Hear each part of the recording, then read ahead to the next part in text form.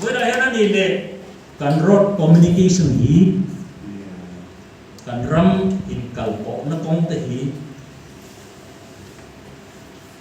kanin mo pu ton ani hi mania kini po kan sukala social media na sa takin min ka pani min la ka claim ka ti min ka zero ammo kan phurma mani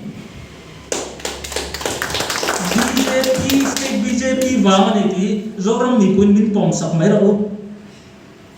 ini jon moral responsibility kan lamam en wang ne sarkar turin thi na kan sak tlak lo lo kan sarkar thi lo lo sarkar ai la chuna thafe kam chu wang chon kan sarkar thi lo wan BJP min mo pu mo ro kan kong thalo te hi với nào một anh thu đấy rồi non lệ ông anh ấy lệ cái infrastructure development cho chút mấy thế thì सरकार कल तो कंडेम दो नेम वो न सरकार कंडेम दो नेम केनी BJP zone condemn लवे अनक्लीन लवने अनखेने नक्लीन नंग लवने BJP mindem rooti even anjoro mitui kacale ni chumi engwange sarkar na kan siam thitlat lo lo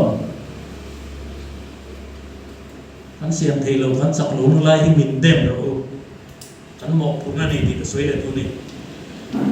ani le kan social development le social security din hun hi ngai to dem ru